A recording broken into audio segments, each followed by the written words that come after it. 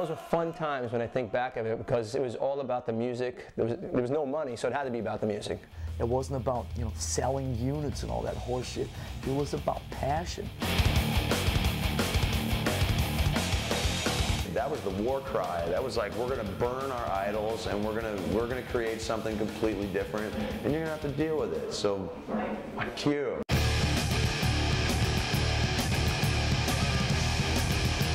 It was very easy to just get raiding parties and going like killing posers and stuff, you know, not literally usually, but we'd pound on a few, you know, because they'd take our girlfriends. There was so much testosterone going on. I want to see a fucking mosh pit, New York style, right now! Come on!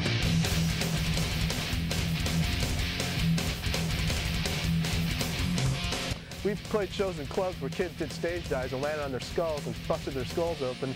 And an ambulance came and they took them off in a stretcher, but you know what? The show never stopped, and I didn't even know about it until after the show. Everybody had a good time, even if they were bleeding.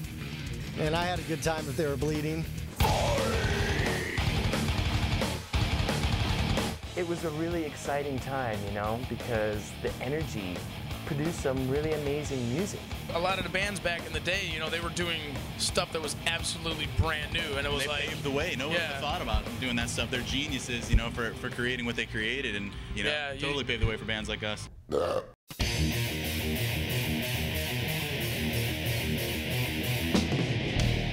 It was just a time where it was all new, and nobody knew what this was, but it was just about, God, this is great. You just knew it was great, and you had to do it, and you had to hear more of it. It was like a drug. It was like caffeine. It was like, God, I have to do more. I have to get more of it. It was the touch of God, man. And we're just like, I am seeing something that only a few people really understand, you know? Because to a lot of other people, it's just a show. But for us, man, it was basically bowing at the altar. It was just like, it was so huge, man.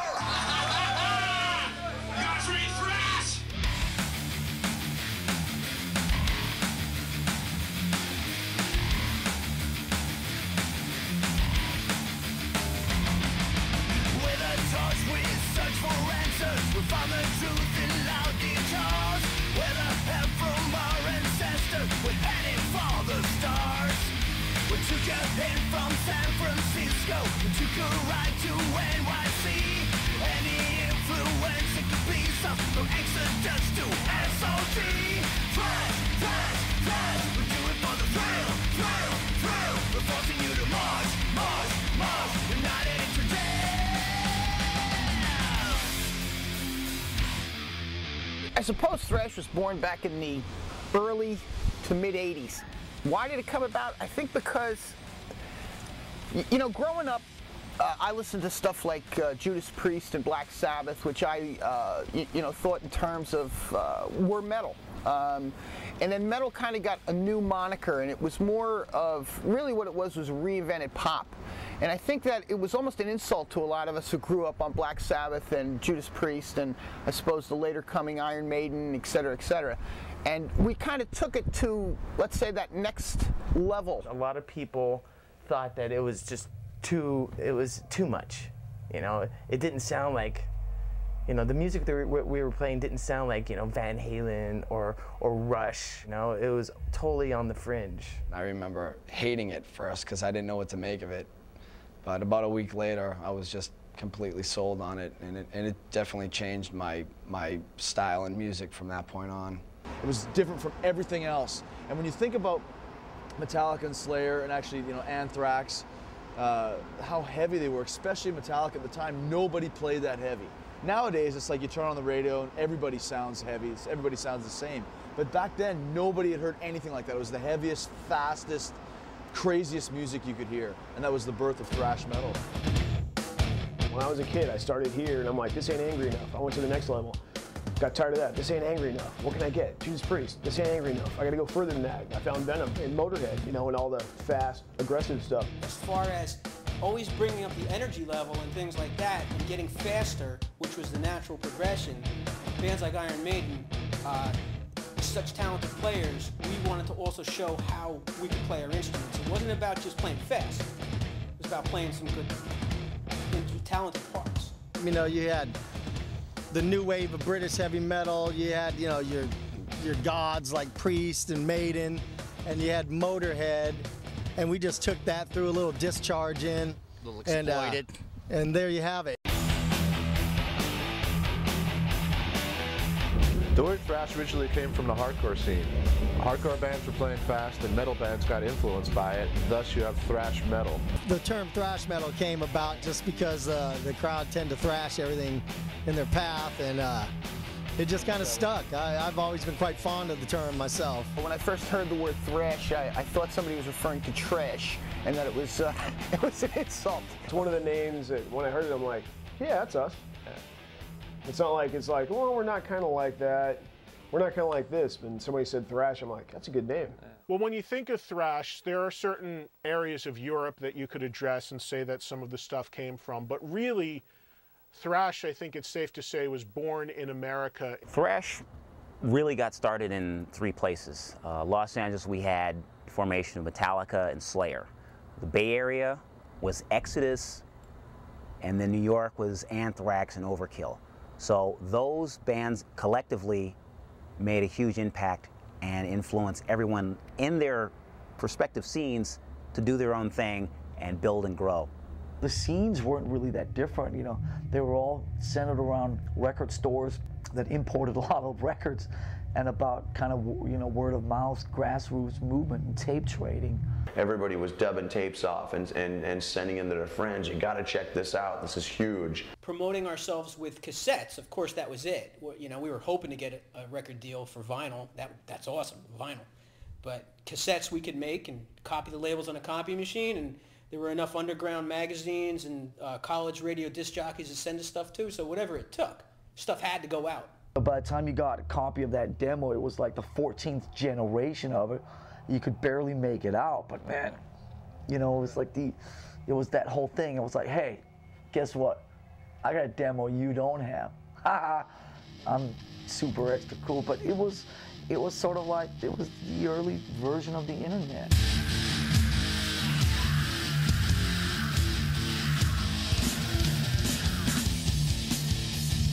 You know, these were guys that were just from the streets playing harder and faster than anybody, and I would have had to imagine that radio and things like that just weren't, they were probably running from that kind of stuff. You know, mainstream was running from thrash, not only because of the heaviness of the music, but because of the nature of the lyrics.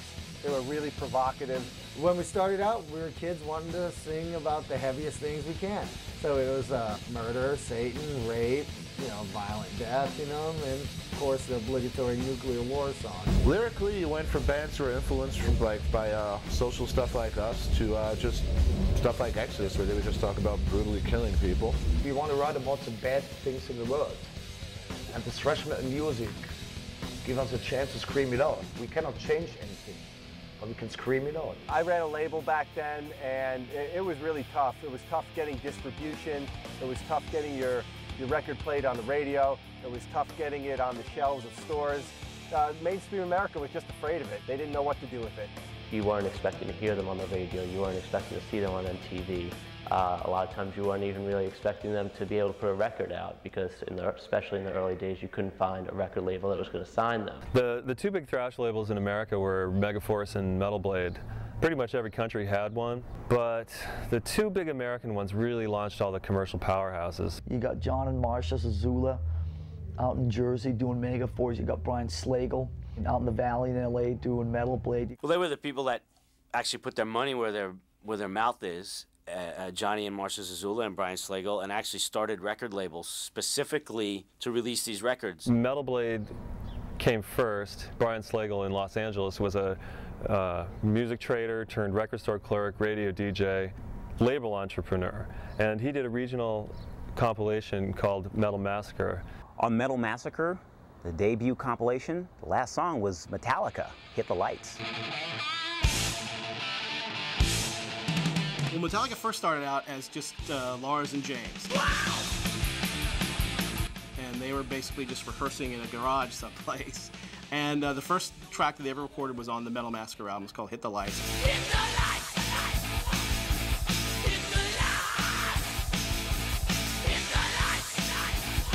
And really Metal Massacre was the first time a lot of people in America, and even a lot of people who would join other thrash bands, heard Metallica, and by extension thrash music in general.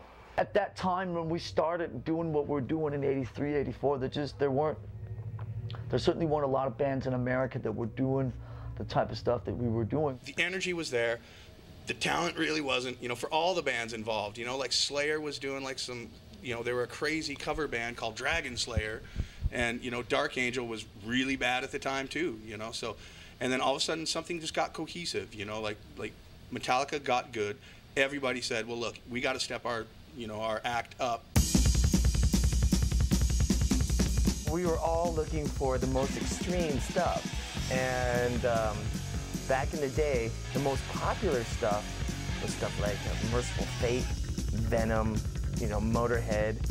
And then this band came into town called Metallica.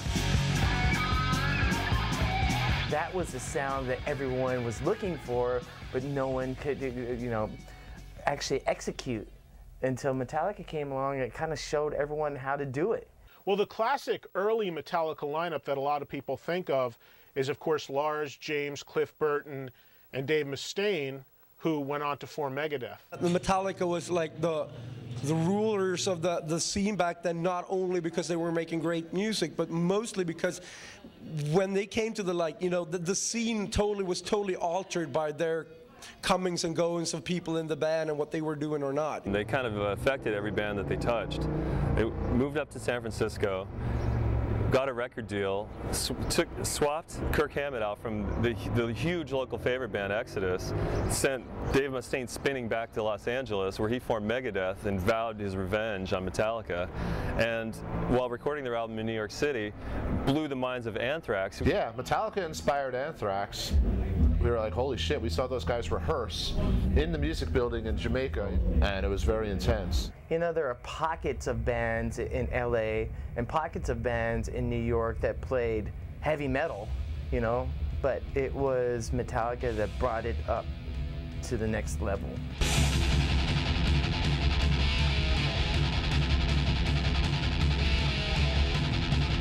Here was this scene that was, if you listen to the rock and roll drum beats, were pretty tame, and then all of a sudden you hear this, and you're like, whoa, what is this new sound I must take in? And they were the first ones to do it. Metallica was all about the brilliance of that crunchy fucking guitar before anyone else had it. They had it.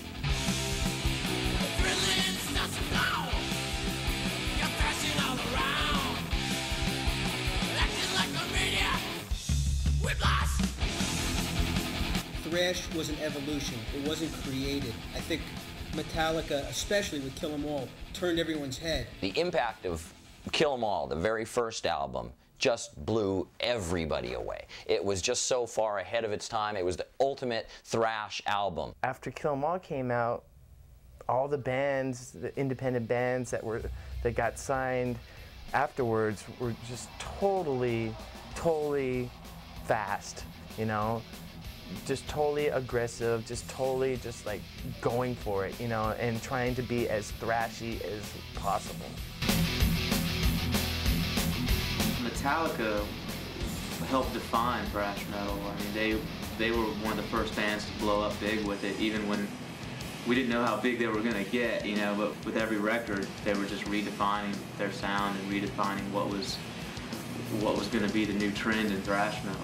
They had all this amazing stuff going on, and it would be almost impossible to think what could stop that momentum. It would have to take something truly catastrophic.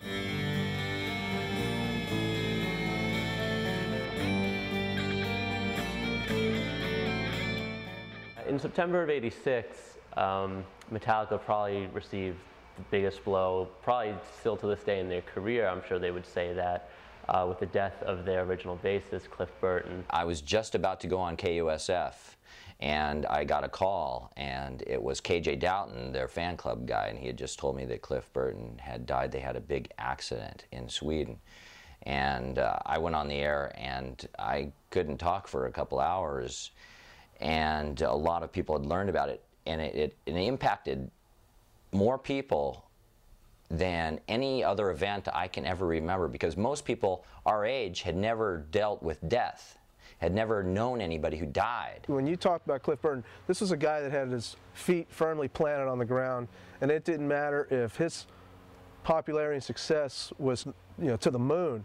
This guy was still going to be the same guy he was when, I first met him in high school. And I think that's what he brought to Metallica, and it's sad that he's gone, because those kind of people are very far and few apart. What he meant to Metallica was, it's even hard to put in words. I mean, what he meant to the whole metal movement in general, there's no one like him. I mean, from the way he attacked the bass, what he played, and how he played, and his presence on stage was just mind-blowing. In a lot of heavy metal circles, Metallica's still really great, but I think they were pretty much at their greatest when they had Cliff Burton in the band. And myself, I miss the guy a lot. He was definitely a legend and a presence that will never be forgotten. Long live Cliff.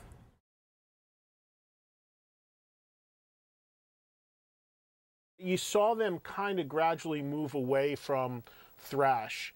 And a lot of people feel that if Cliff had lived, that might not have been the case, and that he might have kept the band more pure to what they started out doing. But I don't know if that's so true. I mean, Metallica ended up becoming, overall, the biggest metal band really ever, one of them at least. I think Metallica is the Black Sabbath of our generation, the Led Zeppelin of our generation. And I think, Metallica, obviously, first 4 records, classic. First 5 records, classic. They're the forefathers. We wouldn't be doing this without Metallica, without having heard Metallica. So they have, forever everyone's respect in metal for breaking through and doing what they did and helping totally define the genre.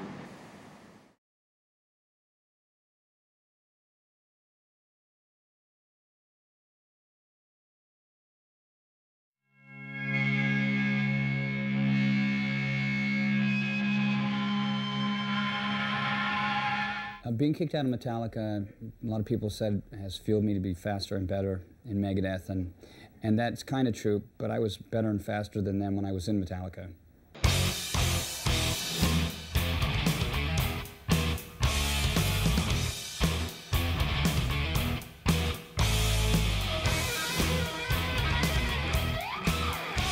When Dave Mustaine was kicked out of Metallica and replaced with Kirk Hammett from Exodus, it was a huge blow to him. Metallica were really a band where things were starting to happen, and Dave was such an instrumental part of their sound. I always thought Dave was really the best songwriter out of Metallica, and to some degree still do. I think some of his stuff was quite obviously the classic stuff, the stuff that was memorable and the stuff that stayed. I think the shame of it all is that there just became too much bickering, and it took us away from the focus on how talented the guy was. Yeah, Megadeth, when they first came out too, he had something to prove after getting booted out of Metallica. There was a huge grudge there that's been pretty well documented. Because of that kind of constant tension and wanting to prove something, Dave Mustaine ended up making music that was much more intricate than what Metallica was doing. The rhythms he would write were mind-blowing. The rhythms were just kind of almost impressive as anyone's lead playing.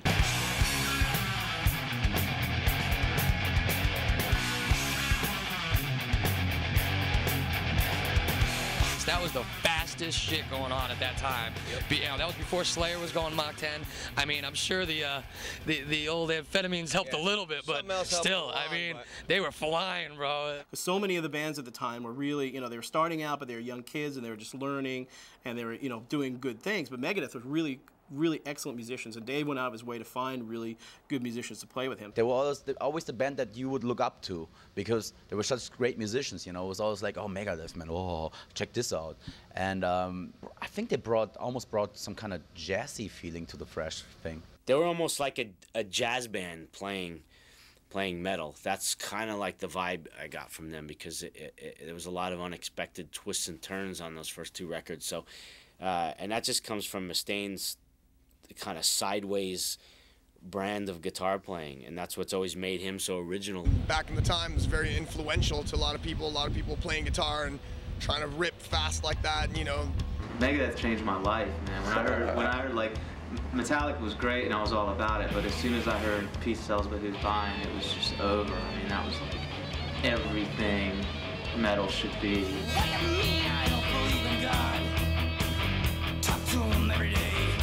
It had the power, it had the speed, it had the riffs, it had the drums, it had the political lyrics. It was perfect. It really, like, it made me want to play metal. It still does. Peace Sells is, that's a masterpiece. Yep. Front to back, it's just a great record. For me, he really did set the scene for this thrash metal, and with his later albums was able to expand, you know, his popularity.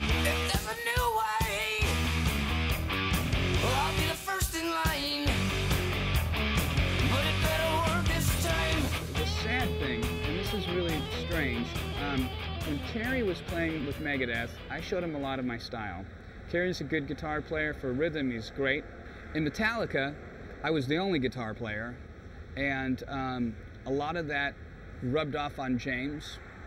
And in Megadeth, it was all my guitar playing and hired hands that learned what I was doing. So out of all of this, I mean, this is totally going to sound arrogant, and I'm sorry, but I'm just telling you the facts. I've affected 3 bands out of the big 5. You have to give him credit, whether he played on Kill 'Em All or not. Dave started it. And then he went and did Megadeth, which is, you know, one of the greatest metal bands, you know, ever to strap on a guitar. It would be fun to be able to look at what I did from above and see all of the people that I've affected. But, you know, I also know that these guys were all established now. They've developed their own style since then, and they're very successful. All the music he wrote on Kill 'Em all those great Metallica songs, you know, without Mustaine, there is no Metallica. Without Mustaine, there maybe is no thrash metal at all. The LA thrash scene was amazing just because there were so many great bands that were happening at the time. I mean, really, when you look back at what happened there, I mean, Metallica started in LA, Megadeth started in LA, Slayer started in LA, Suicidal started in LA, so many bands started in LA. Even though the mainstream media, and certainly when you look back at the LA scene in the time, everybody looks at Motley and Rat and that whole hair band scene that was going on there as the scene that was happening at the time in Los Angeles. But what people forget is that the LA thrash scene was really an amazing scene. You know, in LA being the capital of glam, it was very easy to just get raiding parties and going like killing posers and stuff. Not literally usually, but we'd pound on a few, you know, because they'd take our girlfriends. I mean, if you were into Motley Crue, Wasp, or Dokken, you were considered a poser, and that type of bands were not welcome in that scene. If you wore a Motley Crue shirt to an Exodus show, you would got your ass kicked, guaranteed. I never understood why anybody would want to go see men dressed up like women. To this day, makeup, tight clothes, it's like, I didn't get it. Girls got it. And I don't get that. Yeah, girls got it. They love seeing that. And like, okay. Well, there definitely was a competition between the glam bands and the thrash bands. And I think that definitely made the thrash bands want to be heavier, want to be more extreme. I'm glad that they had these glam hair bands back then, because they were, you know, it was like without heaven, there's no hell, you know what I'm saying? Without glam, you know, thrash would have had a target. Eventually, it became a little bit better in Los Angeles because, you know, when Slayer came in, they ushered in quite a few other bands in Los Angeles as well. You had bands like Dark Angel and Hyrax and Agent Steel and kind of the second wave of LA thrash. There was definitely an underlying scene there, and the interesting thing was it was happening much more in Orange County. The kids there were definitely a little more into the thrash stuff than they were in Hollywood. We didn't want to be part of LA. That's why we stayed in Orange County. You know, we were a big-time Orange County band. We probably did 3 Hollywood shows in our existence. To think of Slayer in Los Angeles when all this glam stuff was going on, for every action there's an equal and opposite reaction. And I think that that's the best way to define what Slayer was about. When Slayer first started out, they actually were wearing makeup in the early days, probably one of the only thrash bands who really ever went that route. We put makeup on like guys as opposed to putting on makeup like women. Yeah, we were like the anti-Hollywood thing. That's what we always, in the beginning, that's what we wanted to be. We wanted to be anything that Hollywood wasn't.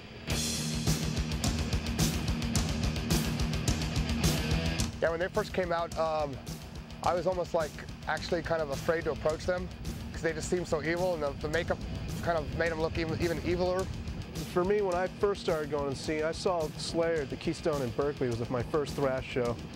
I didn't know what it was, you know? And I was standing up front, and they went on, and the pit exploded, and it was just like, oh, this is thrash. I remember the first time seeing them live in '86, and I was literally scared to get near where the action was happening. I mean, I went to go see them in Wasp, but I'm like, I'm gonna get killed here. Seeing Slayer in the mall was probably one of the most religious shows I ever went to.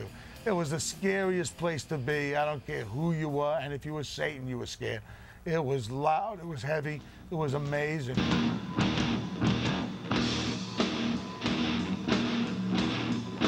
You can listen to the early Slayer records, you can listen to Hell Awaits, or you can listen to their very first album, or Chemical Warfare EP.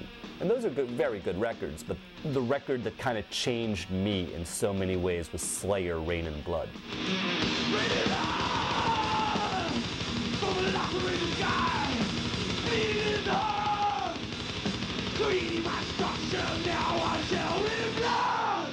The best album for me, it's easy. It will be Rain and Blood, of course. I mean, it's the thrash Bible, I would say. Dude, back in the day, if you put on Rain and Blood in a car with me and like my close friends, someone was going over the back seat into the and stage diving and chaos. Well, definitely when Rain and Blood came out, that changed everything. The thrash scene and Slayer definitely went from being an underground phenomenon to being something that was huge and mainstream. And that record, to this day, is still one of the best thrash records of all time. And Angel of Death is probably, I mean, considered certainly by me and I think everybody else, is one of the greatest heavy metal songs ever.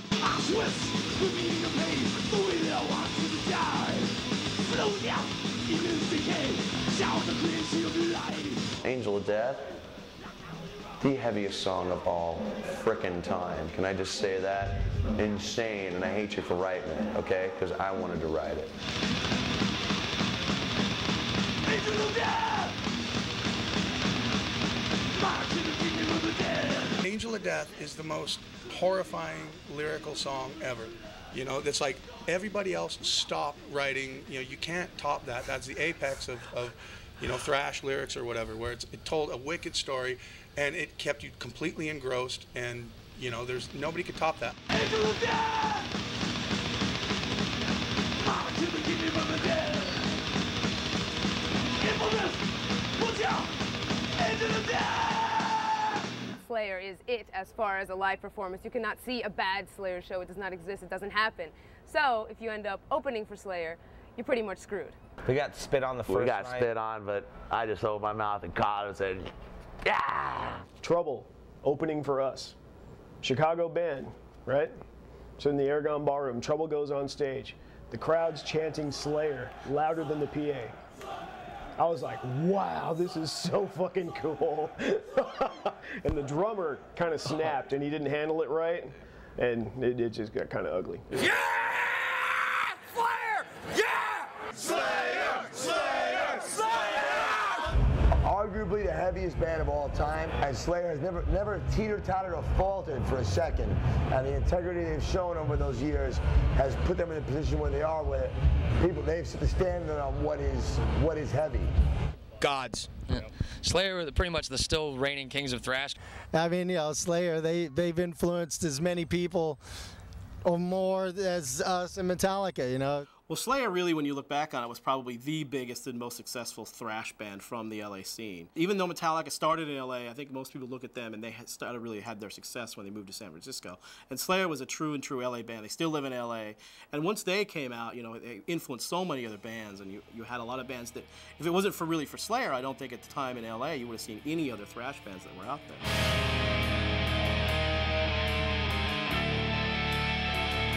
When people say, yeah, it started in LA, it really didn't start in LA.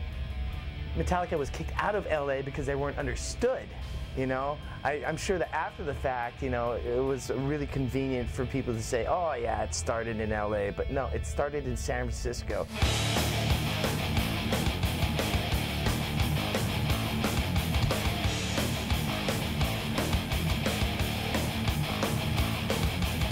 Bay Area thrash scene, just basically because there were so many great bands coming out of here, and it was basically became labeled as the thrash metal capital of the world. There was definitely like something to be said about the new thing coming out of the Bay Area, because it was such the hot spot for thrash that you almost had to pay attention to whatever was coming out of San Francisco. There was just like this total coming together of all these fans and bands coming out of the woodwork, and then there was the KUSF Rampage Radio, and then there was Metal Mania magazine, and this huge scene, this thrash scene, just exploded by 1983. The Bay Area scene in 1983 was thriving. They had this show called Metal Mondays that was at the old Waldorf, and it was packed. I mean, on a Monday night. It was amazing. I mean, there was a bunch of clubs to play at, a bunch of bands that were just breaking, and everyone would go to each other's shows, and it was a really exciting time to be around. Ruthie's Inn started fucking having lots of shows on San Pablo there. That was the club where all Metallica guys used to go hang out. That was like a big family there. Death Angel, Possessed, Legacy, Exodus. Yeah, they used to have shows like Slayer, Exodus, and Possessed for $5, and it was like the most incredible scene ever. Ruthie's always seemed to be packed, you know, and there was always a lot of bands that were playing there. A lot of underage bands would play there, you know, get paid with beer and whatnot. We were going to Ruthie's Inn every weekend. You know, we would just drink kamikazes all night. People like Paul Bailoff would be out in the crowd bashing, you know, posers. We came out and hung out with everybody. You would see at a Legacy show Gary and James and Kirk and Tom and everybody in the crowd. What's funny is that after a show, everyone would just be hanging out, waiting to see where's the party going to be. And we would always wind up at the Metallica house after the shows at Ruthie's. All the bands would go there, congregate there, and party. And Exodus lived down the street, and Blind Illusion lived down the street, Violence, all the bands lived nearby. We just had a great scene here, and it was a total like a camaraderie and brotherhood kind of trip, you know? The thing about the Bay Area fans, I think, was that they knew that they were in the heart of it, because they felt and they knew that, you know, by reading heavy metal magazines and whatnot, that this was it, and they were what made it. The sound was there, and the sound was understood, and it made all the difference in the world, you know, to us San Franciscans. For me, the Bay Area scene, you have Metallica and Exodus, there, you know, a couple of other bands, and for me, I loved Exodus. I mean, Exodus was when we talk about thrash.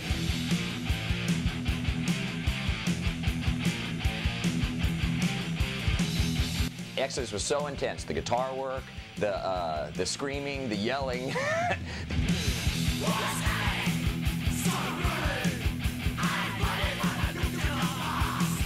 The best Bay Area bands back then was by far Exodus. There was Metallica, but Exodus to me was really the true force of what was going on. I remember when we did the show, we did the shows with Exodus, right? You know, you hear about bands, but this was like actually experiencing Exodus. You know, it's like we got to play like these guys because they were just intense. I want to see some fucking blood up on the stage, all right? I still have not seen a show as intense as Exodus. When they played, when they say there's blood up on the stage, there was blood up on the stage.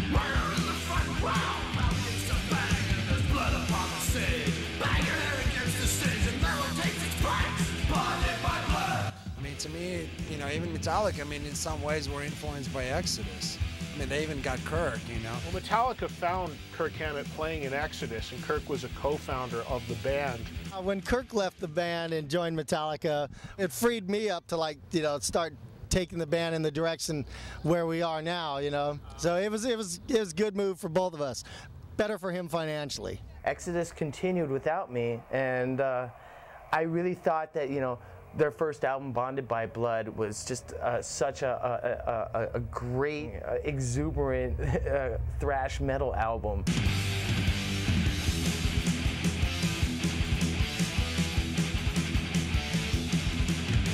To me, Bonded by Blood was a really cool and different album at that time, and I loved riffing on it. Exodus Bonded by Blood is the best thrash album of all time.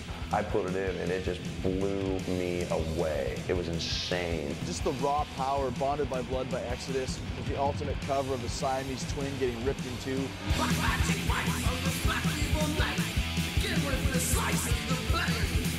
For a while, while, Exodus were banned from every Bay Area club. They could not play in any club because, you know, every owners knew and promoters knew that the place would get just destroyed. So all they could do is just play like barbecue parties. We're like, oh, Exodus is playing at this barbecue, you know, backyard barbecue, and we'll all show up and watch them play. You couldn't invite them to parties because they would tear down something, they would rip something, they would break things. They like breaking things and people. The first time Slayer came up to the Bay Area, they played the Stone and Ruthie's, and after the first night, they said, go ahead, thrash the hotel. And they didn't even finish the word before we started just wrecking it. We made a new entrance into the bathroom. We tore a hole in the wall big enough to walk through, wrecked TV, spiked pizza to the ceiling, and then as soon as we got the word that the cops are on the way, we vanished like cockroaches when you hit the lights. It was killer. They like to actually snort spit lines. That was like a big thing in their circle. So you just kind of like loogie right over there. Just, and I don't know, I guess it was a manly thing. So these guys were wild and insane and needed to be caged because when they were out, they were like just, you know, they could go into a party and then it would just, by the end of the night, we'd be the last one standing there drinking. And I remember Paul Bailoff, they had a dead mouse and he dropped it in the mouth of some girl that was passed out. Paul Bailoff was, you know, the original singer of Exodus and definitely, you know, a larger-than-life character. He used to do some pretty crazy things. At certain parties back in the day, he would have this thing called helicopter trout, and it was a pair of gardening shears that he had drawn teeth on, and when he saw like some poser that had like fringes on his jacket or whatever, he'd come up and cut the fucking guy's jacket up and stuff. I think Bailoff had a lot, you know, he threw some ripping parties, and we took some people like, you want to go to a party, man? And I'll take you to one, and you go there. You want to break somebody's house up, man, because it's okay, you know, and we'd go over there. They look like this, actually. Yeah. Paul Bailoff, destroyer, lives, relationships, property, no job too big. He had that printed on a business card. We used to call him like the John Belushi of Bay Area metal, because he was like, just like, yeah, you know, it's like metal rules, and if you don't like it, die. Yeah, metal rules, and if you don't like it, die. It's like, my grandma can make more noise than this and she's dead. Are you a bunch of whips? Scream your fucking arms out! He wasn't the greatest singer, but I mean, it really didn't matter about that with him. It's just his like unconditional love for metal more than anybody I think I ever met. Yeah! Fucking metal till you die! Paul Bailoff would forget lyrics, he'd come in off time, but when he scream out, kill a poser, any posers at the show, they started sweating. He was the heart, man. He was the heart of thrash. He was just, I mean, he was just a funny guy. I mean, I always had a good time with him. Paul was metal through and through. He lived it, he loved it, he died loving it.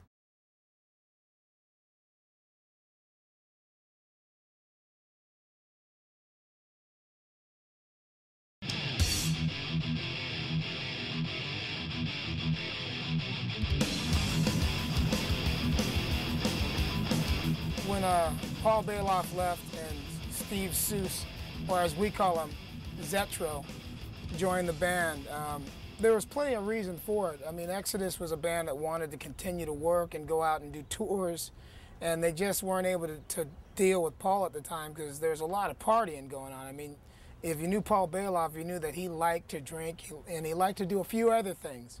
As great of a frontman as Bailoff was, they just didn't feel that he had vocally what they really needed to go to another level. So in came Zetro Sousa, who was found in Testament. You guys are the new front of Exodus style thrash! You're gonna fucking get it! Everybody's doing the toxic waltz. Kick your friend in the head and have a ball. Come on into the toxic waltz and slam your partner against the wall. Everybody's doing the toxic waltz. Get friendly, fun, and storm the raw. Get up off your ass and toxic waltz. If you hit the floor, you can always crawl. Those were big shoes to fill. I mean, we're talking about going in a legendary band that was huge in San Francisco, and he's the new kid.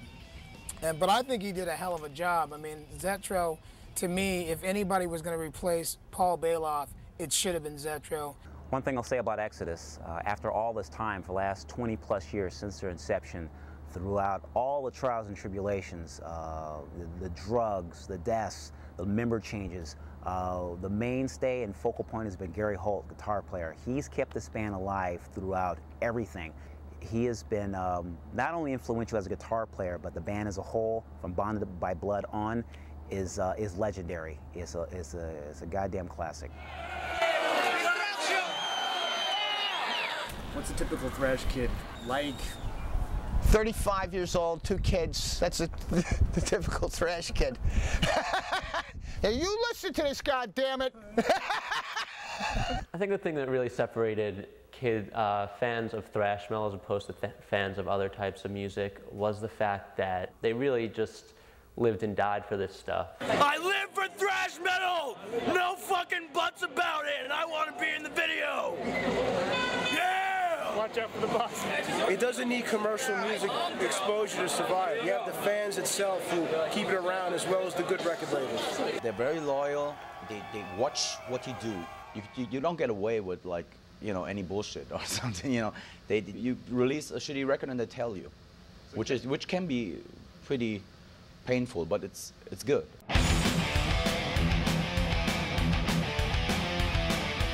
Every band that came through town that was a thrash metal band, they'd be there, and they'd most likely know most of the other people in the crowd there. There was a sense of community that you maybe don't find as much nowadays. I think if it's like a little brotherhood, a community, a certain camaraderie, knowing that, you know, not everybody out there is like you, and you take pride in that. You know, I walk down the street with the hair like this, you know, and people can judge me and think what they want. They can call me Howard Stern. I don't give a shit, you know, because I got metal in my blood, and that's all that fucking matters to me. This is stuff that, you know, has either got to find you or you've got to find it. You've got to have it in your blood. You have to have it within you. That dark, fiery pit inside you, spilling through your veins and coming out through your pores. The good thing about this whole thrash thing is that you meet people in all different parts of the world who have something in common, you know, so you always have something to talk about right away. I always think of the typical thrash fan as a tiny, teeny little part of Paul Bailoff. Just a massive energy, extreme, powerful, yelling, screaming. But intense and hardcore. Thrash fucking metal! Overkill! Thrash kids back in the day, kind of a lot of the same similar things that Maiden fans wore. It was the high top running shoes, which I had, very tight jeans, tighter the better. Tight jeans, leather studs, long hair, it's gotta be all that. You'd wear, of course, your fine rock shirt that could be a t-shirt, but it was more popular to have the 3/4 inch baseball sleeve shirt. Tour shirts are preferable with the name of your city on the back where the band played. Tight blue jeans, the black t-shirt, the black leather jacket. The color black is eternal and universal with metal. I mean, even if you were, 1985, 1995, 2005, if you were black, it's, you'll always fit in. Long hair, and usually white sneakers the jeans were kind of tucked into. And this was kind of our uniform. You could identify us anywhere. We didn't look very intelligent, but we we looked committed to something, or should have been committed to something. But most important of all, and this is the ultimate accessory for a thrash metaler, is the jean jacket with the cut-off sleeves over top of the leather jacket with the patch on the back. Mine was Ride the Lightning, like this, Metallica Ride the Lightning, and then as many buttons as you could fit on the front, so you'd have all your buttons on there. Yeah, the guys were pretty set in what they had to wear to go to a thrash show. I mean, it was like the understood uniform that the guys had to do. But with the girls, I mean, you always have to have a little skin out somewhere. That's key, so that the guys take care of you. You gotta wear black, and then you just gotta rock out, so you do okay. No girl has a problem in a metal She's got show. about 10 guys that'll fuck anybody Exactly, up I have like that's fucking all them guys. I started listening to it when I was 11 years old, and I just liked it. I loved it from the very beginning, and here I am. The ongoing joke was, what has 2,000 legs and 2 breasts, an Overkill show in Germany. But that had changed over the years, and sure, there's been plenty of girls who've come to our shows. Smart girls get off on all that testosterone. It's pretty heady stuff to be in the middle of a pit with all that smoke and smell and sweat. Besides having my daughter, it was the best thing that ever happened to me in my life. Knowing these bands, being in that time with all these people was the most fun I ever had. It was just in my heart and soul. I loved it. and I couldn't explain it any other way. It attracts all types of people, not just, your typical long hair, muscle bound, cut off t-shirt freak, It's kind of transcended more than just thrash. It's funny, you're talking to somebody afterwards, and one's a college student, one's a high school student, one's a real estate agent, and in one case I met an attorney. But one. But it's unique that it has a blend, like all kinds of music, I think. Having a good time. Have a good time all night.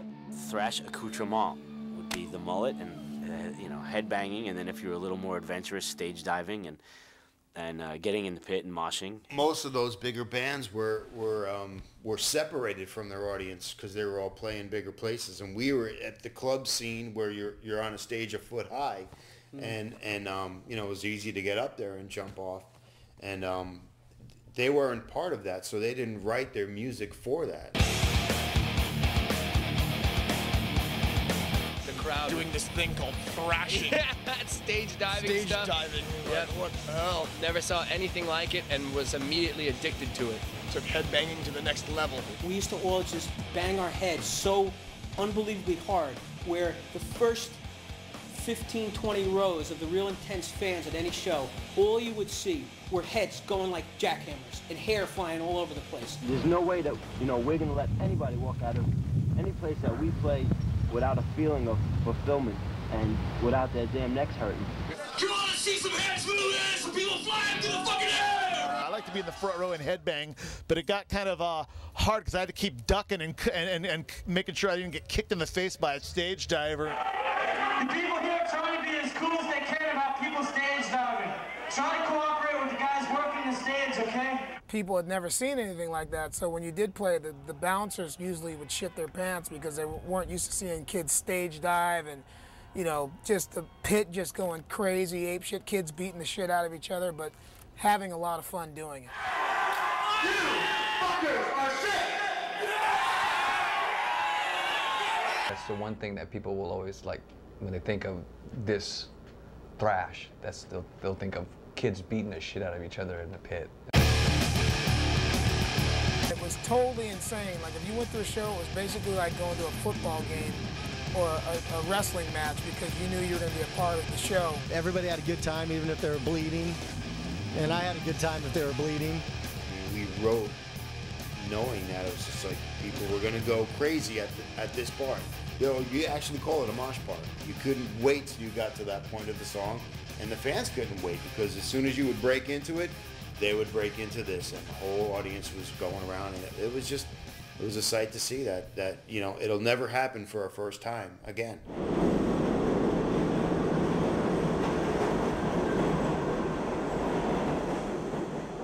There was a difference between West Coast thrash and East Coast thrash. And the West Coast was more kind of combining the new wave of British heavy metal. It was heavier, it was faster. Anthrax and Nuclear Assault and MOD and SOD had more of a punk, hardcore edge. New York was unique because it was never known as a big rock and roll town. This is where disco came from. But there was this huge hardcore underground, and there were huge heavy metal scenes, mostly in the outer boroughs and in the suburbs. When you talk about the New York scene, mostly everybody's coming from Jersey or coming from Brooklyn, or coming from Queens, and especially Jersey. The Jersey crowd, the Jersey scene's always been huge, bigger probably than even so New York, just because maybe it's more suburban. And suburban kids are smarter when it comes to heavy metal. They love their metal.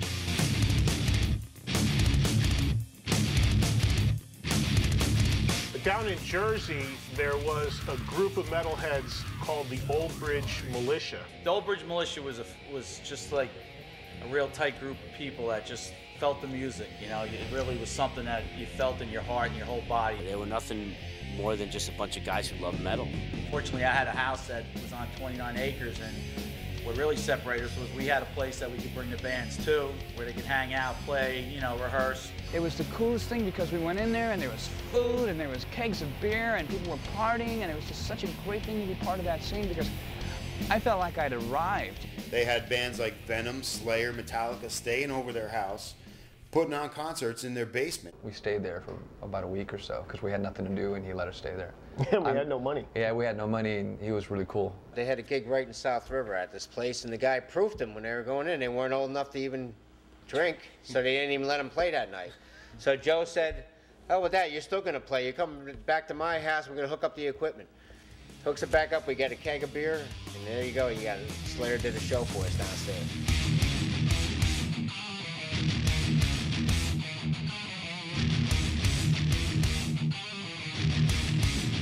The 516 Club, I don't remember what night of the week it was, but they just would have like a metal night there with a DJ spinning obscure stuff. And I used to get all the new stuff from Johnny Z that came in.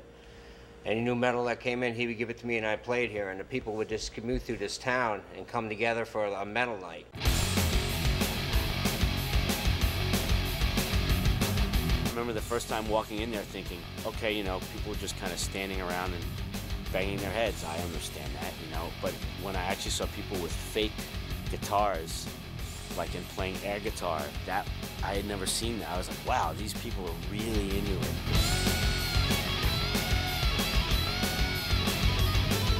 Forget if you had a broken leg or something, you know, you come in crutches and If you had a crutch, forget it. You weren't going home with your crutch.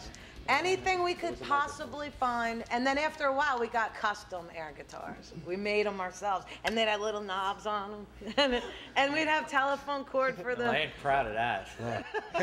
We came out to the East Coast in March of 1983, and obviously there was a scene. You know, most of it was based around John and Marcia Zazula, Rock and Roll Heaven in New Jersey.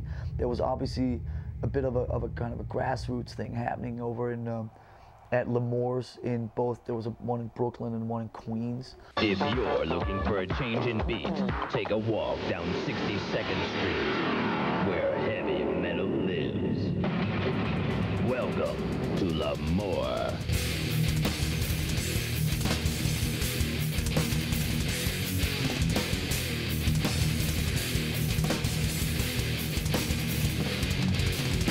L'Amour in Brooklyn, New York was like a mecca for metalheads. It was a place you could go constantly. They actually took the time to constantly book metal bands into that room at a time when nobody was booking metal bands once a month. L'Amour was like the first rock club to really take a chance on booking bands like us and really start building that scene. L'Amour started booking all the thrash bands and metal bands from other cities and other countries, so that really became the spot. I'll be delivering pizzas in the early evening and selling weed and shit on the side and whatever else, and then I would come here and fill in on the quiet nights through security, like, because you couldn't work security if everybody knows you, so they would have me work on like fucking like the hair metal night. Nobody knew me, you know, but I would tie back my ponytail and, you know, hopefully not have to get any brawls. Talk about opening. Hey, first of all, he's full of shit. He worked there for the pussy, that's it. Well, listen, this was the place. L'Amour's was it, man. We all drove, and on the weekend, Friday, Saturday night, we drove to L'Amour's, got our cars broken into, robbed. They took the stereos out. It was great every weekend, like clockwork. We were able to get new side windows, because that's where they broke the window to get into the car. My friend's car, his Camaro, was stolen. They actually took the whole car.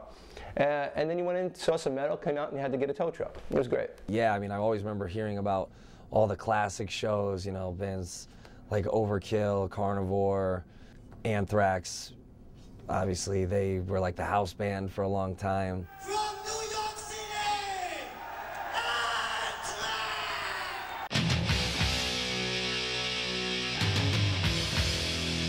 Anthrax was part of the Big Four, meaning the biggest four thrash bands: Megadeth, Metallica, Slayer, and Anthrax. Definitely a very influential band, great band. I mean, a band like Anthrax was so ahead of their time. Anthrax, to us, all the guys in our bands, Anthrax was a huge inspiration.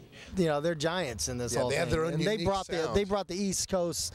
They brought the East Coast up to be on a par with the West. You know, you have to give them credit.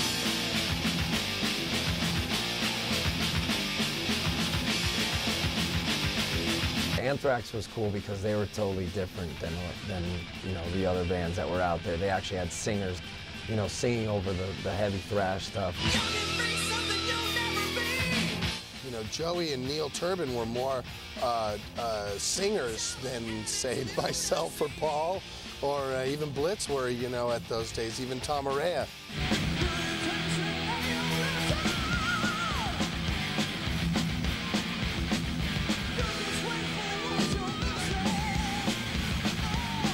We sang more of a harsh, thrash, heavy type style, and Joey actually sang, which I thought, you know, with the heavy rhythms sounded great. I thought they had a real good chemistry. You had bands like Exodus and Slayer that were just, you know, I mean, just ripping it out. But these guys were like, hey, whatever happened to songs? Let's keep the songs going, you know? And that was a huge factor for me in developing what I do basically today. Another thing that was cool about Anthrax is that they were definitely different as far as like their lyrical content. They weren't singing about like ripping corpses up or raping women or anything like that. They were, you know, pretty lighthearted with the way that they dressed and looked, and you know, pretty much like, you know, guys next door just having fun with metal and doing their thing. They really brought a lot of their love for comic books and Stephen King movies and that type of thing. They put all that into their lyrics. That was their trip. You know, they're like, hey man, we're all just normal people, we're all just nice guys. But when I was an angry 19-year-old kid, I was like, come on now, we're all like ready to kill, come on, Jesus. One listen to the music, their music was just as lethal really as any of those other bands out there.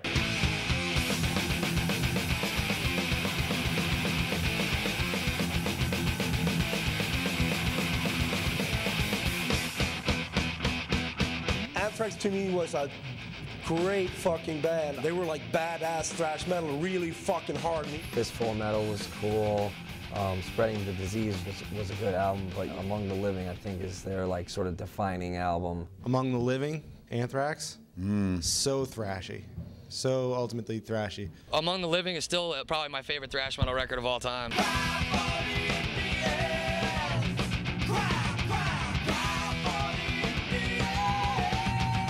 I remember listening to it and listening to Indians, and just the harmonies on that thing with those huge riffs.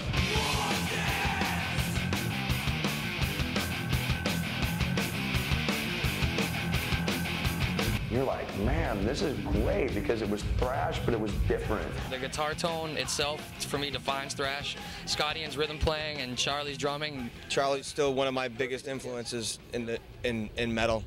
Charlie, you know, what more can be said about Charlie? He practically invented the blast beat. When I listen back to some of our older records, I sometimes close my eyes and I'm like, what the hell was I thinking back then? I was playing at such a fast pace, I was like, holy shit.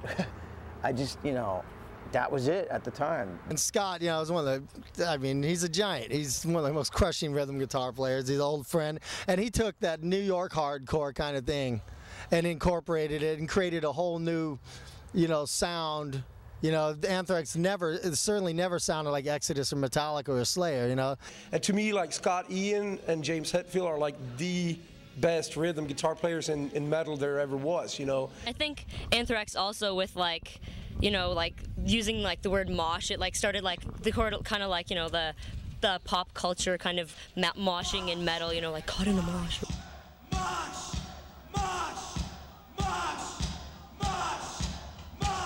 They were very interested in punk and hardcore, and they pushed the mosh pit in a lot of their videos and pushed a lot of New York hardcore. So in terms of history, they were very important in terms of getting people familiar with all this stuff. They always tried to incorporate different styles into their music, and you know, later on in their career, they sort of pioneered rap metal, but also, you know, with the crossover, adding elements of hardcore, they really, you know, really at the top of that.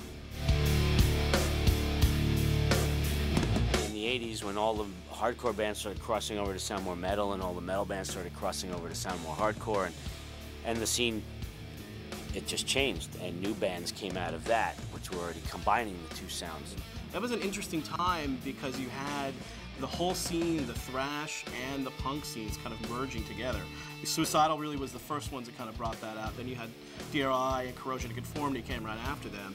And it was a kind of a fresh take on it because you had a lot of metal kids and a lot of hardcore kids that were kind of separated.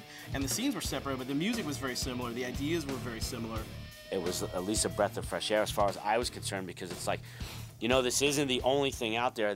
There's this whole other scene called hardcore and punk that all these long-haired leather jacket kids, they really had no idea about. Hardcore was the American response to punk. It was the kids from the suburbs weaned on punk who created their own movement. They liked punk, and they took parts of it, which was the aggression, the speed, the power, and discarded parts of it, which was kind of the arty side for a more hardcore approach. So that's why it was called hardcore punk.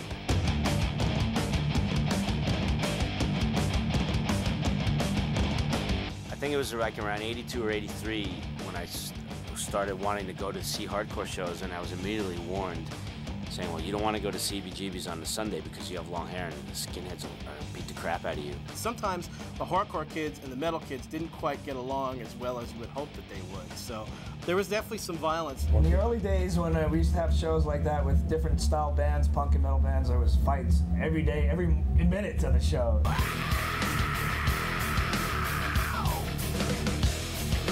It was just skins versus long hairs, man. And I was just on the back riding the fence, you know.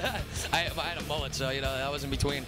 So there were like a few fights, like every now and well, there were a lot of fights. And then I mean, we played a show out here in LA in 1986 at the Olympic Auditorium where it was chaos. You had 3,000 people there, and it was you were either a skinhead, a punk, a suicidal, or a metalhead, and they all hated each other.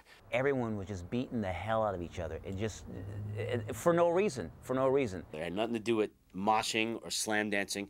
It was fights. It was packs of gangs chasing other people. It was unbelievable. That was the craziest fucking show I think I ever seen in my life. There's actually 5 separate pits. I mean, we're talking huge fucking pits, man.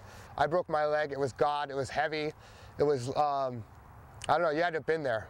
It was insanity until finally a full-scale brawl broke out on stage with us between a bunch of suicidals and a bunch of these like biker-looking guys, and we had to stop our show when someone got their head split open by the bottom of a mic stand. I'll never forget, there was a kid who went in through the front. He went in through the front door. He had his ticket. He had his friend with him. He came in intact. I saw the same kid go out that same door. Blood just off the side of his head. He was beaten to a pulp, and I don't know if it was because he was wearing a Slayer shirt or if he had his hair long, but I'll never forget that image. The hardcore guys didn't like the metal guys, thought they looked stupid, thought they didn't get it, and the metal guys didn't understand the nuances of the hardcore scene. It was rough at first, you know. It was almost like maybe we shouldn't be doing this or whatever. Maybe Might not work. Yeah. But eventually, you know, people started to get along and realize that it was stupid to fight over such minimal stuff like that, and it's a whole new scene nowadays. It doesn't really so much exist anymore. You could go to a show, a band like Hatebreed now, which is a perfect example of what metal and hardcore crossover became, and you see metal kids and punk kids and skinheads all existing in the same place. There was definitely a little more lines in the sand in those days when those shows first started happening, but you know, the influence it's had on music's been amazing. Crossover definitely, I think, kind of gave a little more of a street feel to kind of the really precise kind of fantasy vibe that some thrash metal had. You know, it kind of brought it back down to earth a little bit too, which was cool. I think a lot of the musicians came out of a punk rock vibe, but became better as players. That just naturally led towards crossover, and that happens continuing in the hardcore scene these days. Bands who started out really as simple, straight up old school hardcore bands start to improve as musicians, and suddenly they're playing more metal stuff because it's just a little more technical. There are a lot of bands who took thrash and hardcore punk and they fused the two together, but clearly the biggest one was Suicidal Tendencies. Probably one of the greatest bands to ever come out of California, I swear. They totally started out as this hardcore LA skateboard type of band, and then they kind of evolved into a metal band. You know, they totally crossed over. Mike Muir, best front man, the guy's just fucking got magic to him. Suicidal is Mike Muir, and Mike Muir is Suicidal both ways. So he had a real strong vision of what he wanted to do, and he definitely came from, you know, he came from the streets, and he came from, you know, a little bit of a different background than some of the other kids did. His voice is unmistakable. I mean, you hear it and you know it's him. He's one of a kind. Great front man, great moves, always had a cool look. I could never pull off the bandana, but I always liked, you know, how he rocked it. Rocky, their guitar player, was very much a metal type of guitar player, but then you have the singer Mike Muir, who's got all of the attitude and the in-your-face, fuck you, of a punk rock singer. Rocky George was such a thrash metal guitar player. Like, no matter what Suicidal was doing and how punk they were or how funk they were getting, he always had a riff for you, always. And Rocky being black, I mean, now you're throwing another component into it, into what, you know, most metal music has traditionally been kind of a European, you know, descent, which by its nature is, you know, a white Caucasian type of music.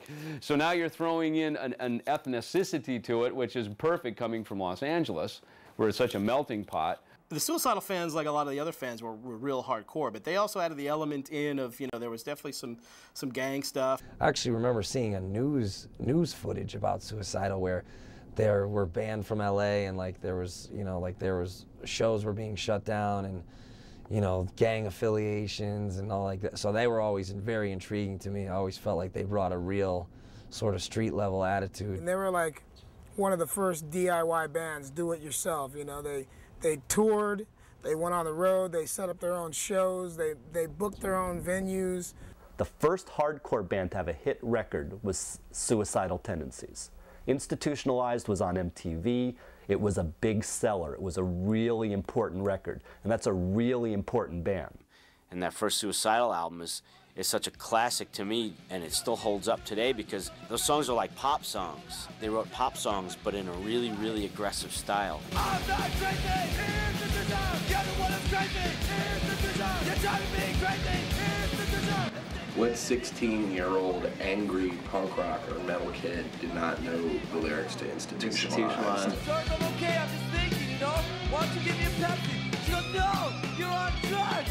I go, Mom, I'm okay. When their video Institutionalized hit MTV, I mean, we were all like, you know, all I wanted was a Pepsi. I go, Mom, just give me a Pepsi, please. All I want is a Pepsi. And she wouldn't give it to me. All I wanted was a Pepsi. Just one Pepsi. It just fit right in, you know, once the metal kids started discovering Suicidal, and then Suicidal actually then really kind of crossed over eventually and became more strictly a metal band. I'm not crazy, here's the design. You're the one that's crazy, here's the design. You got me crazy, here's the design. They take me in and introduce you, say what's the only solution you can need from the crowd, protected from the enemy myself. Doesn't matter, I'll probably get hit by a car anyway.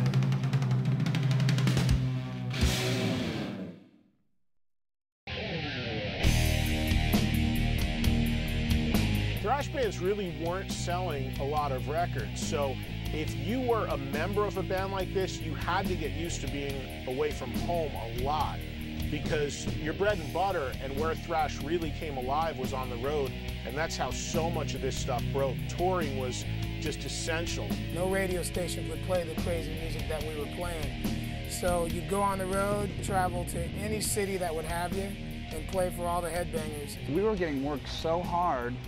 You know, and if you're just playing guitar or you're just playing bass, it's a lot easier than playing guitar and singing. You know, I was getting ridden hard and put away wet every night. It was just destroying band morale. There was always plenty of excess. If you wanted whatever kind of drugs or whatever kind of alcohol, it was there. And you couldn't really be doing that stuff every night because you had to play shows. And when you were playing this kind of music, playing that fast and that hard every night, a lot of guys after a while got either sick or had to quit or leave the bands. Once I got out and did what I had worked so hard for, I realized that I just didn't want to be involved in touring and that lifestyle. It's nothing that any specific event it triggered. I didn't like the road at all, and I wanted to have a family. You go on the road for 3 months, you come home, you find a job. 2 months later, you go back on the road for 3 months. You come home, your employer's first question is, well, where'd you work last? Oh, I worked here. How long were you there? 2 months. All right, it's not exactly a glowing thing on your resume that somebody wants to hire you. A lot of us as musicians, being as young as we were, got disillusioned by the business, thinking that, you know, you've got those dreams of being the rock star on the big stage playing Madison Square Garden and whatnot, and here you are 3 years later and you're still touring in a camper and you know, you're still not making money. It hasn't gotten any better. The same thing happened with just about every other band in that scene at the time. Over-touring, overplaying, going out, limited marketplaces. You go into a venue, you're told one thing, you get another. I played at a place in Milwaukee one time, and the guy brought us dinner, and it was fucking Dinty Moore beef stew. I'm sorry you have to beep that, but it was pathetic. You're really like living hand to mouth on the road. It just becomes to the point like, why are you still doing this? It's like your heart has been bruised so many times that you're just not into it anymore. But it was hard on all of us. I mean, even some of those bands now, a lot of those guys aren't in those bands anymore because either they're gone, they passed away, or they just couldn't handle the lifestyle anymore. A lot of guys ended up quitting. But the ones that last are the few and the proud. I mean, you know, it does, you know, pay my bills, you know, and I have very few job skills whatsoever outside of playing guitar, so I have to, like, do what I do best. But, you know, every moment you have where you're, like, a little, like, you know, oh, I'm a little homesick, okay, well, then there's, you know, 100 moments that are, like, you know, just priceless fun. I know it from the bus. I know it from living on the bus. I know living in parking lots. I remember sitting with Dee Dee, you know, a few years back going, geez, I'm a 36-year-old man who lives in parking lots. This is fucking awesome. It's comic book life. I mean, it is such an improbable way to make a living. Not that it's a living, but it's such an improbable job to have. Yeah, the road definitely is not for everyone. You know, having done over 1,000 shows in the last 4 years, I can say that you got to be cut out for it.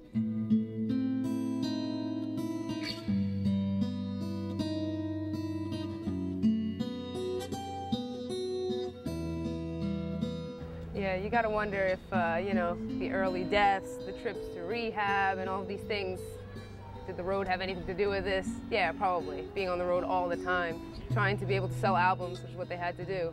There are definitely some major casualties, and you look at Cliff Burton, which immediately comes to mind, and the bus accident. You had Death Angel, who were in a horrible accident. Those poor guys, some of them were seriously injured. It was horrendous, basically.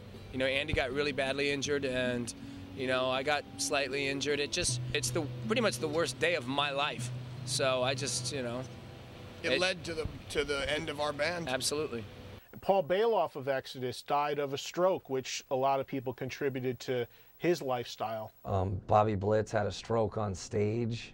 I mean, yeah, there's a lot of crazy things that can happen to you on the road. You know, we think our youth is timeless, but quite obviously stuff happens to us as we do get older, myself included. These are all people that have lived the life, and the life is grueling because as big as thrash ever got, it was never to the point where these bands had handlers and were being carted around and staying in spas. Ultimately, you pay the sacrifices being on the road. If you really want to be successful, you've got to be willing to do anything. Unfortunately, the anything that we were willing to do wasn't enough.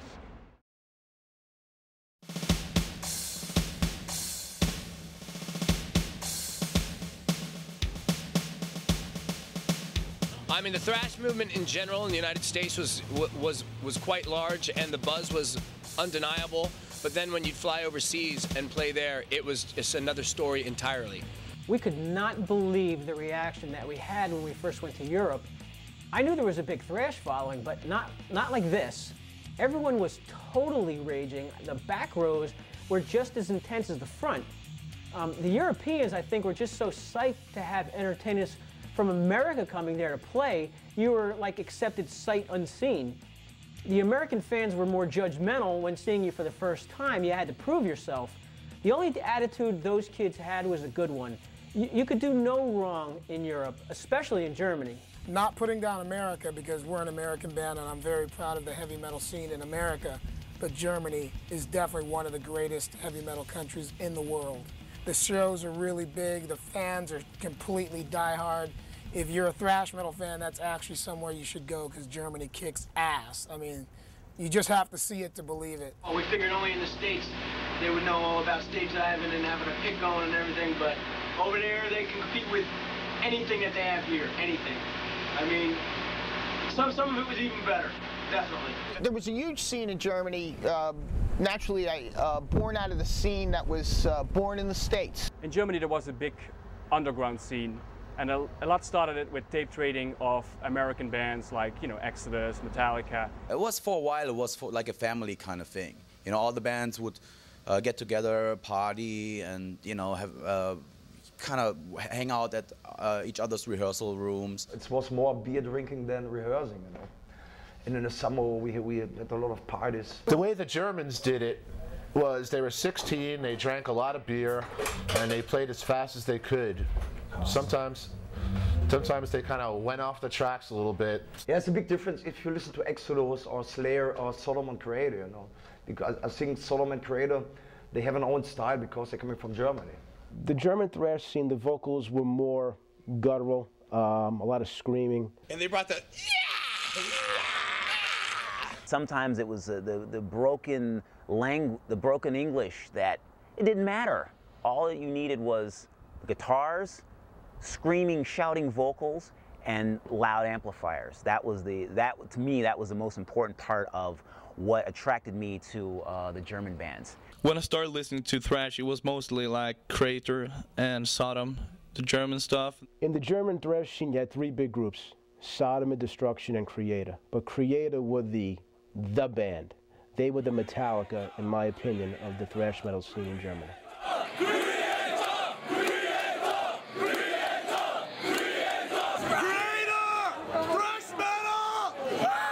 Creator was cool. You know, Creator's like, you know, the Pleasure to Kill album was a classic in its own right just because when it came out, it kind of like exploded in Europe, which made, like, you know, they were the most aggressive band around.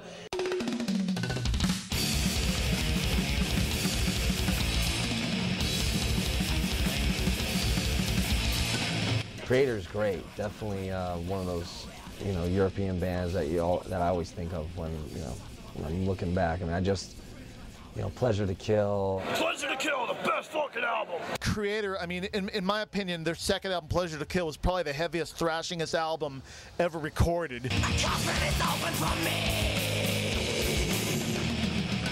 I'll lay to rest. Nothing will set me free. I used to play a game where I'd play albums I thought were heavy side by side, song for song, on fastest and heaviest, and Creator were the undisputed champs. They beat everybody.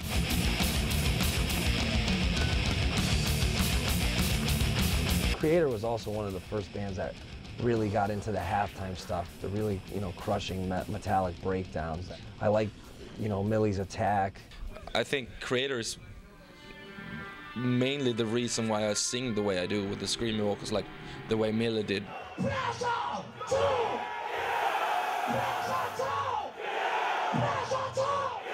They did something a little bit different, though. They were a lot more political than most thrash metal bands really tried to go. I mean, if you listen to their lyrics, you'll learn that that band really had something to say.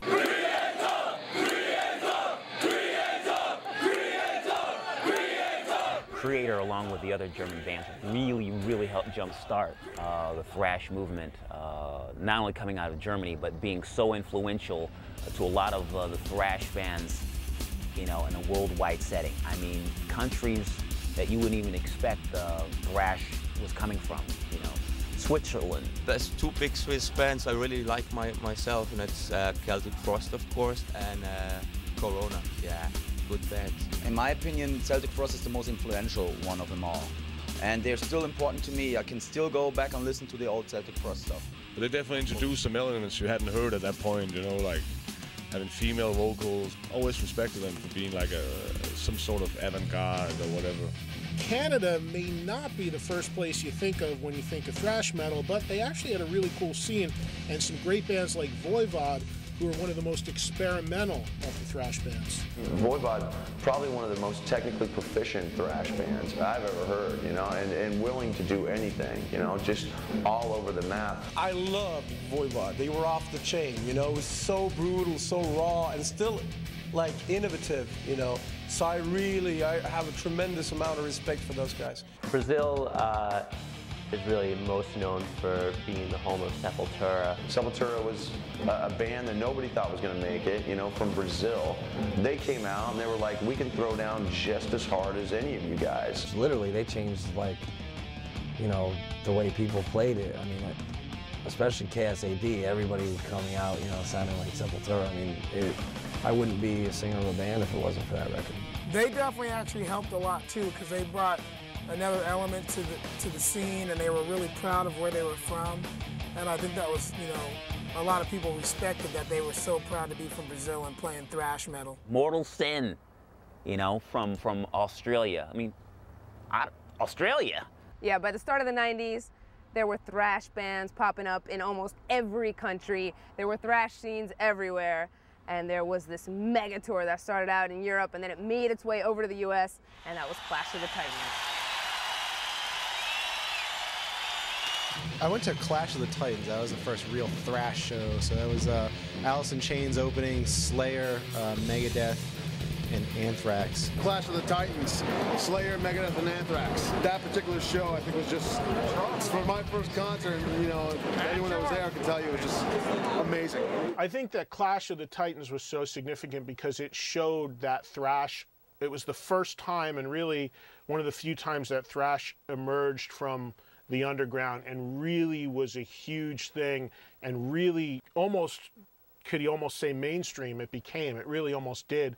You know, I think you could look into a lot of different reasons why it got so big, but I think the reason is that the quality was always there, and just people never understood it before, and they just finally understood how great it was, and the masses latched onto it. Those bands were selling records, playing large venues, all doing on major large labels. tours, major labels. You know, that was definitely the first time it reared its head to that level. The Clash of the Titans tour was the culmination of almost an entire decade of this whole movement just growing and bubbling, because, you know, here we were out playing, you know, to sold out amphitheaters and arenas. That whole tour was just phenomenal. It just packed and sold out every night, and all about that music. It's all about the heaviness of thrash, metal, all that. When we did Clash of the Titans, which was Anthrax, Slayer, Megadeth, and we took Alice in Chains, which at the time was an unknown band. The ironic thing about Alice in Chains being on the Clash of the Titans show was that they actually weren't supposed to be on there.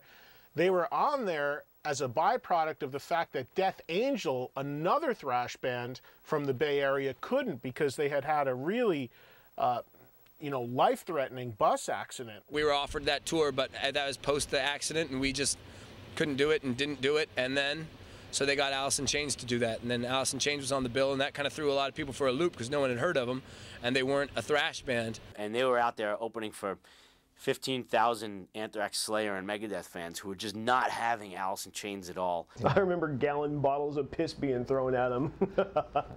Pelting them every night with crap, and those guys, man, I'll tell you, they were the most professional band I've ever seen. I mean, just dealing with that, never letting it get to them. Lane, man, he came in and put it in their face. If people would throw stuff, and Lane would go in the audience and kick the fuck out of that guy who threw something. It was the most amazing thing, because the guy didn't take shit. He believed in what he did, and I love that, man. I'll never forget that. That is true metal. And of course, 6 months later, man, and the box broke, and everyone who was throwing beer cups at them went out and bought the record. So, you know, Alice, they got their revenge. It began the beginning of them and somewhat the end of the era of the thrash scene. What Woodstock did as an end of an era, the Clash of the Titans could have been the big show that was the end of that era. I think that was the end of thrash, that tour. I think that was it. I think it closed the door and said that's it, because after that tour, Nirvana happened. Nirvana hit it big, and no one wanted to sign any thrash bands. They were scouring the streets of Seattle. By the time Clash of the Titans was over, thrash metal had been around, you know, about 8 years or so. You know, well, really 10, I guess, if you consider where Motorhead started, and so it was, you know, it was going to be time for some cultural change, and that's just the way that it is. There were a lot of bands at that time, and people were looking for something new. And then grunge was coming in, Nirvana, and, you know, Pearl Jam, all that stuff was coming in. Grunge was the only thing that could be cool. God forbid you had a guitar solo.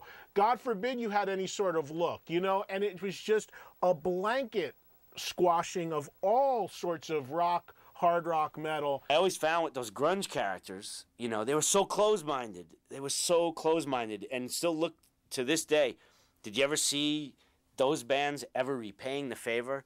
Once they got big, they never took out metal bands, ever. Alice in Chains never took out metal bands opening for them. Soundgarden, forget it. I don't know. I think maybe as far as like thrash bands taking out bands of that type and not getting it back in return, maybe we were just more open-minded musically than people gave us credit for, you know? And I don't think we were afraid at that time to take anybody out or do anything. At that time we figured, well, we're the most extreme music here. How, you know, who cares what happens from here on out? It was the worst time for metal bands, you know, 93, 4, 5, 6. Because of that grunge scene, and it's like the media just did everything they could to try and finally kill off heavy metal. There was no support from the media whatsoever. The only thing that was left was the magazines, the metal magazines. Even those, in Germany, Metal Hammer all of a sudden turned into hard rock and Metal Hammer, you know, it's very bad. Like whereas in the 80s, a whole bunch of bands were able to break through and make it and have success, in the 90s, one. Pantera. During the era when you could not buy a metal record almost, or couldn't go see a metal show, and it was all about the post-Nirvana, like, grunge movement or whatever, you could still see Pantera, you could still buy a Pantera record and get thrash metal.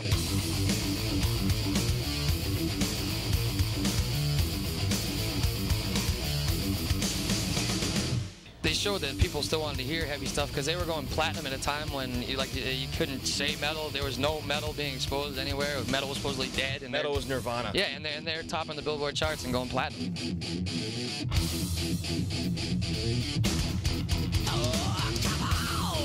When it became very obvious and very clear that there was just a handful of bands that were going to be delivering heavy music anymore, you know, people clung pretty tightly to us. Phil and Selma just joined their band, and they were coming out of this kind of their Van Halen club band, you know, guitar shredder thing that Daryl was doing. We had a guitar hero who is still a guitar hero to this day.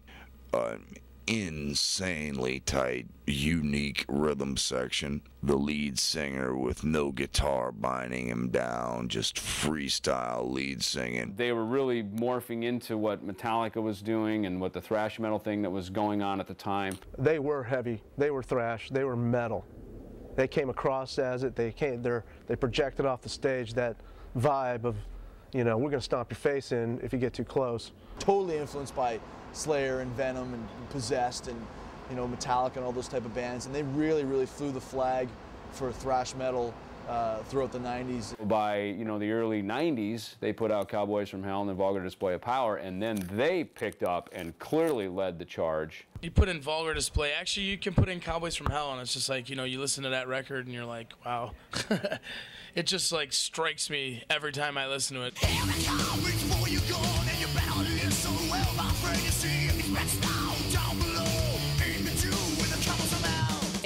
They made metal cool again. So why they did. And they brought the groove, you know, which was something that was going on in the hardcore scene at the time, but, you know, most metal wasn't grooving like that, and they just brought that groove to metal, and that changed the whole game, which is still felt today. I mean, most metal has groove.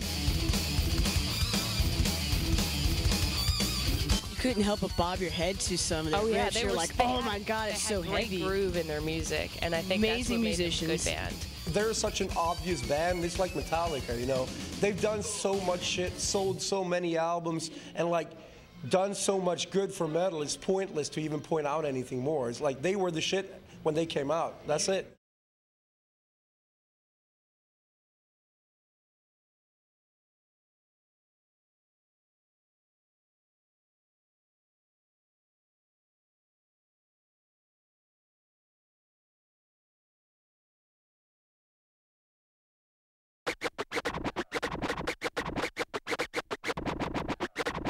Grunge totally killed the hair bands. Didn't kill us, it just gave us a setback.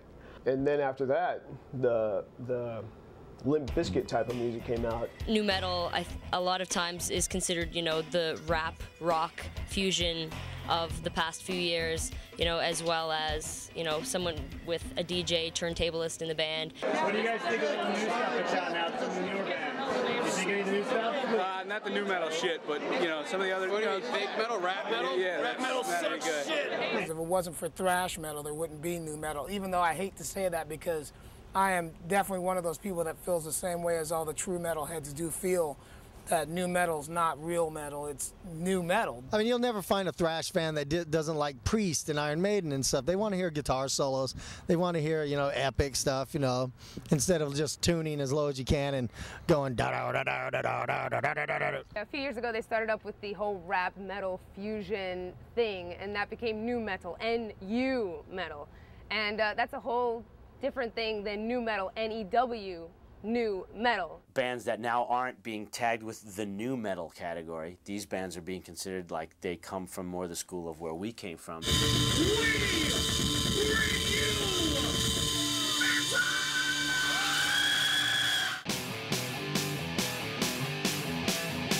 I love Chimera, I love Killswitch Engage, and In Flames. To me, it's kind of like a souped up Iron Maiden, but awesome. Slipknot's a good band too. I mean, they get mostly kind of categorized in the new metal thing, but I think them and like System of a Down are certainly miles away from Limp Bizkit. Even I can tell that. When I listen to Lamb of God or Shadows Fall, and I'll even put System of a Down, although obviously much bigger, huge band, but that record, Toxicity, straight up is a thrash metal record. So I put them in that category too, of just bands that love the scene in the 80s and grew up on that scene in the 80s and were able to take it and not just copy what was done in the 80s, but turned it into their own sound. Shadows Fall, us, Killswitch, Soilwork, Chimera, we are influenced by that time, but tried to incorporate our ideas, of course, to not be a cover band. We want to, and I mean, bring the whole genre forward. It's evolved to black metal, it's evolved to death metal. Look how many of those bands exist now, and without thrash metal, I don't think there would be any of those bands right now. I know there's an underground movement that's happening, which is nice, because I think it has a big chance and a good chance to get up there and just blow out something new again. Thrash is still there, and it's coming back in a big way, especially due to like all the new wave of Swedish thrash bands, you know. Now it's Sweden because they, for some reason, they play guitar. Like, I mean, all the Swedish guitar players that I know, most of them are good. You know, I mean, it's frightening. The bands from Sweden, like The Haunted, Arch Enemy, you know, Carnal Forge.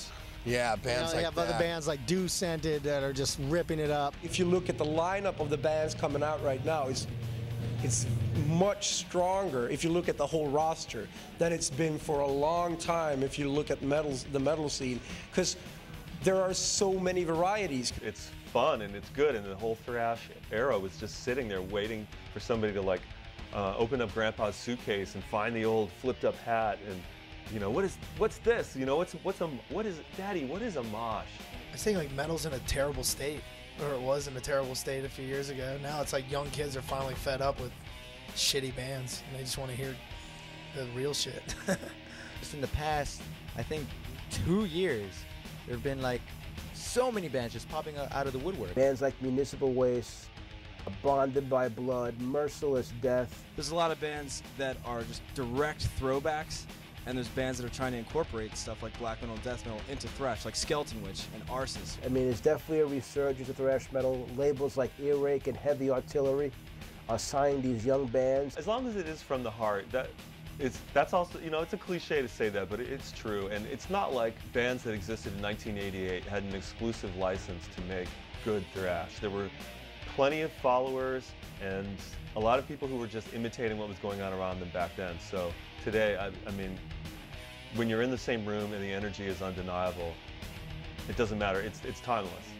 I mean, if you could have predicted, 20 years ago, when we were sitting there fighting the man, fighting the establishment, that one day you'd have a station, that would be going from System of a Down into Metallica, into Godsmack, into Nirvana, into a Slipknot track, into Mudvayne, into something like Limp Bizkit, Korn. I mean, if you could have heard that 20 years ago, you would lose your lunch. Thrash has come full circle. I mean, it started in the underground, it rose up, and it became really big and really amazing, and then there was stuff like grunge and rap metal that kind of pushed it to the back seat, but it's managed to reemerge in bands that were influenced by those thrash bands of the 80s. Now it's not the same thrash that I used to listen to, but it's something that is more relevant to the kids that are listening to it today. Everything changed when thrash metal came. There was nothing like it before, and there'll never be anything like it again, except for the bands that continue on doing thrash metal. It's basically our religion, you know, so whether you like it or not, just accept it, because thrash metal is still alive. It's definitely still underground. And that's what's cool about it. The people that like it still feel like they're on an inner circle, because outside of Metallica, it wasn't a movement that just became #1 hit singles and, you know, became this massive mainstream thing. You know, one band won bigger than the rest of us, but you know, whatever, it's cool. The legacy of bands like Metallica, Megadeth, Anthrax, Slayer, they're undeniable and they'll live on forever. I mean, whether it's in the punk rock scenes, hardcore scenes, metal scenes, that stuff's there forever. It's kind of like, I honestly don't need to even go back and listen to a lot of those records because it's imprinted on my DNA at this point. As long as there are people that are inspired by the stuff that bands like ourselves are fortunate enough to be part of, there'll always be people that take it and twist it and turn it into their own thing. Right now, there's some kids out there in a garage somewhere, you know, who are going to be the next big metal band. And I'd like to think that what we've done in our career and what all these bands that we've talked about have done had a big influence on that. It was just an insane time, and to be, you know, I was lucky enough for me to be there to see a lot of this stuff and see Slayer's, you know, first gigs and see Metallica's first gigs, and, you know, see so many bands when they very first started and see them grow over the years. It's just, you know, we all get back and kind of look back on it and go like, how did this all happen? You know, where did we all just came from a bunch of kids in LA, and all of a sudden it's, you know, all this metal history happened. Thrash metal will be around forever. When we're in our rocking chairs, we're still gonna rock back and forth and go, God, that Paul Bailoff was the best screamer ever, and that Tom Araya, and that Cliff Burton, he was the rippingest bass player. Oh, those were the greatest musicians of all time. Is that okay? That's great. Perfect. I can see the show ending on that night.